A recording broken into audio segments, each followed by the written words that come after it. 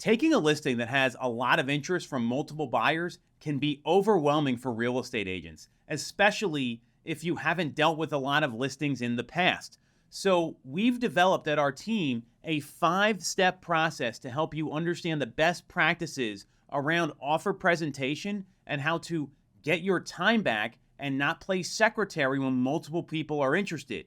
So I'm going to break down all 5 of those steps next. If you like what you hear, you get some value out of this, make sure to subscribe to the channel, hit the bell for notifications, and if you want more information like this to drive productivity in your business, you can schedule a call with our team in the comments.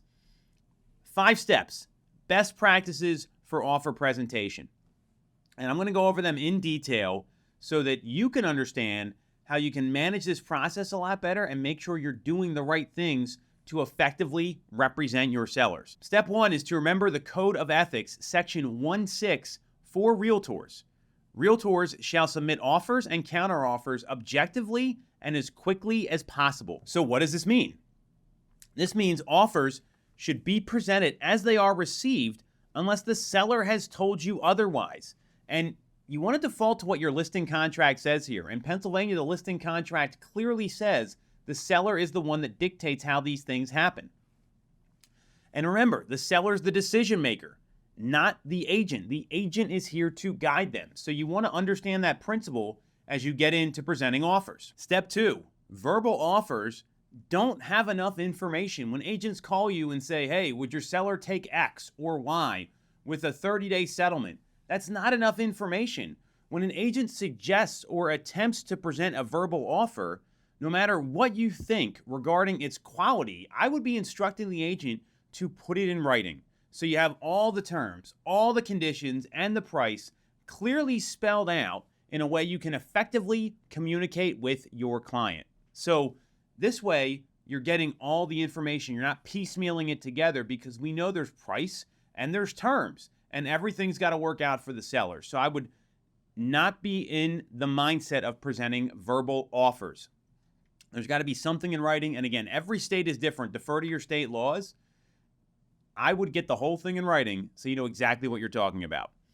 Step 3, don't set an offer deadline unless you have more than one offer in hand and your seller instructs you to. It's a bad business practice to tell people we're not looking at offers until this time when you don't have anything in. And I'm not talking about offer instructions here about how much time you need to respond and that sort of stuff. I'm talking about you see a lot of showings get scheduled and you assume you're going to get multiple offers. Sometimes it doesn't happen. And when that gets mishandled, it could scare people off. That's the reality of this. So it's a bad business practice. Instead, present the first offer and only set a deadline once you have more than one written offer and the seller instructs you to. Remember, the seller is the decision maker here. So when you have conversations with the seller, you're walking through it together, everyone's in collaboration, that's great. Don't just do things because you think or you're assuming, because you know what happens when you assume. It doesn't work out well. You want to let things play out, and it's a bad business practice to start setting offer deadlines unless you know you're going to have competing offers. You might lose that one offer that could come in. That could hurt your seller, which I'm sure they wouldn't be happy about. Step 4 is once you get more than one offer, it's the seller's decision how to proceed. So the agent's role is to present any and all offers, right? And give the seller options. And the options are you can either accept one of the offers, you can reject both the offers, you can negotiate the offers, and that's really what you can do. That's all the options that are available. And you can do a couple different things. You can accept one of the offers, you can negotiate with one or both of the offers, you could reject one or both of the offers, or you could set a deadline for everyone to submit their best price and best terms and then have the seller make a decision. And when you use the word make a decision, it doesn't lock your seller in to picking one of the offers. They may need to tweak some things here or there, get the right settlement date. They want to adjust the terms, whatever it is. That's going to allow your seller to make it work for them.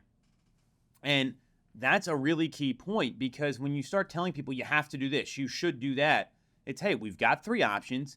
Here they are. I'm recommending we do this and giving you guidance. What do you think? That's how to guide people. That's what people want from a professional real estate agent. Step 5 here, and this is a practice you want to use no matter what, is always complete an agreement of sale summary or evaluation form.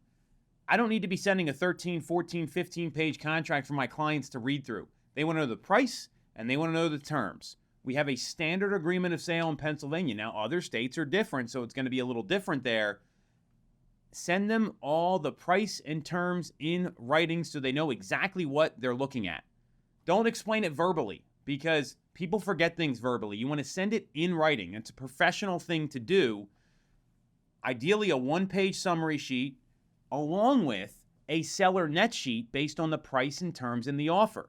That way they know how much money they're walking away with and the rest of the price and terms in the agreement of sale. It's all very clear, and you're not haggling over stuff that you could get ahead of up front, because when people start to try to renegotiate things here or there, it can cause a problem to arise, and it might get in the way of you executing an agreement of sale. So this is a really important thing. I'd send it in a professional way, make sure it looks nice, send it in a PDF, and be as detailed as possible in that summary. So those are your 5 best practices. Now here's a couple bonus hacks. 1, if you're using ShowingTime, you can communicate with agents through there en masse by sending out a multiple offer notification. If there's an offer deadline that has to come up, that's a great tool to use. Email developed so you can copy and paste it and put in specifics like this is the settlement date the seller wants.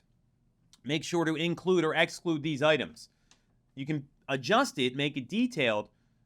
You want to use technology here to communicate in bulk. If you're returning calls one at a time or calling every single person that showed the home and you got 35, 40 showings, that's a lot of work in a short period of time.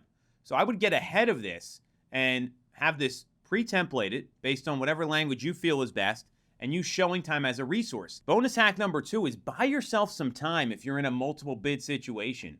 I'm not a big fan of the 8 p.m. Sunday night deadline. You're forcing everyone to work late at the end of a weekend when agents are already working most of the weekend anyway. So set it for Monday. Ask for a response date by Tuesday. Again, the seller needs to decide all this. You can give them guidance because the more time you buy yourself, the better off you're going to be.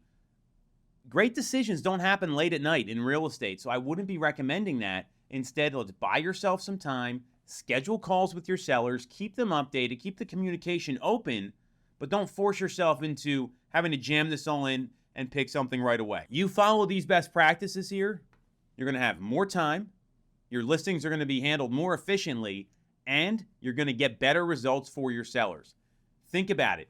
Be a professional. Follow these steps. It all works. I've tested every single thing here, and we run plays that work.